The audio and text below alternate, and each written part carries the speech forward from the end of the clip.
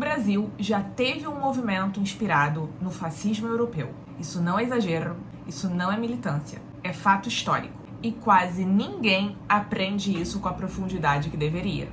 Pois muito bem, vamos falar sobre o integralismo? Hoje eu vou explicar como ele surgiu, o que defendia, por que cresceu e por que importa estudar. Porque movimentos assim não aparecem do nada. Para entender o integralismo, a gente precisa sair do Brasil por uns minutos. Após a Primeira Guerra Mundial, a Europa estava devastada. Milhões foram mortos, as economias foram destruídas, a inflação atingiu níveis desesperadores, o desemprego atingiu milhões de pessoas e a instabilidade política tomou conta do continente. E, quando o sistema entra numa crise profunda, cresce a sensação de que a democracia liberal não está funcionando. E crise não costuma ter paciência com processos longos. Na Itália, o Mussolini organizou o fascismo, um movimento de massas com uniformes, rituais e símbolos, com a promessa de restaurar a grandeza. Não era só uma proposta de governo, era identidade coletiva. Na Alemanha, o nazismo surge em um ambiente parecido, mas com radicalização racial estruturada, como a defesa da superioridade da raça ariana e o antissemitismo.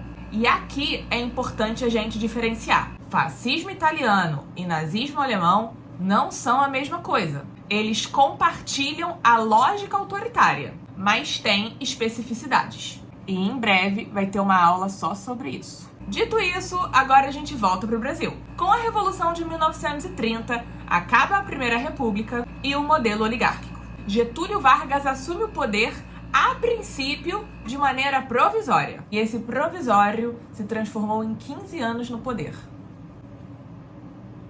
O medo do socialismo atravessava o mundo inteiro naquele momento e chegou ao Brasil. Havia um medo real de radicalização à esquerda.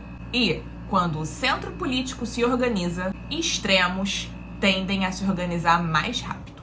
Isso não é opinião, é padrão histórico. Em 1932, Plínio Salgado funda a Ação Integralista Brasileira. O movimento defendia o nacionalismo radical, anticomunismo, hierarquia social e um Estado forte e centralizado. O lema era Deus, Pátria e Família. Sim, e eu acho que você já deve ter ouvido isso antes.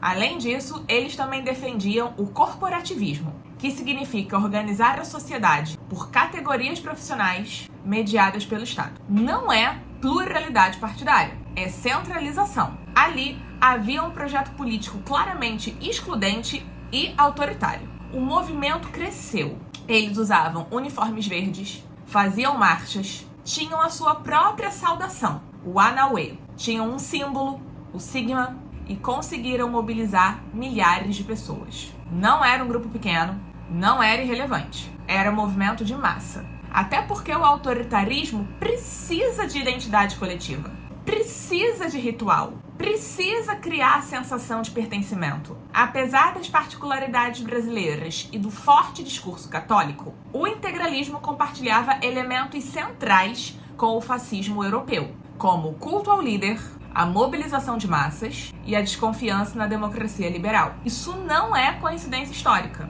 é circulação de ideias em um contexto de crise. Muitos integralistas apoiaram Getúlio Vargas, porque viam nele a possibilidade de uma centralização forte. Porém, em 1937, tudo mudou. Nesse ano, Vargas deu um golpe de Estado e instaurou o Estado Novo. Assim, o Brasil se tornou uma ditadura. O Plano Cohen, um documento falso que simulava uma ameaça comunista, foi usado como desculpa para fechar o regime. Os integralistas participaram da construção do clima de radicalização. Mas o que aconteceu depois? Vargas proibiu todos os partidos, inclusive o integralismo. Por quê? Quando o autoritarismo se consolida no topo, ele não tolera concorrência. O integralismo não foi um acidente.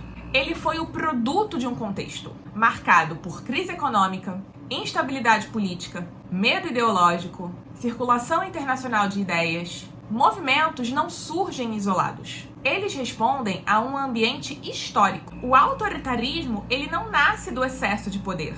Ele nasce em tempos de crise, quando o extremo passa a parecer solução. História não é sobre repetir o passado, é sobre entender o processo antes que ele se repita.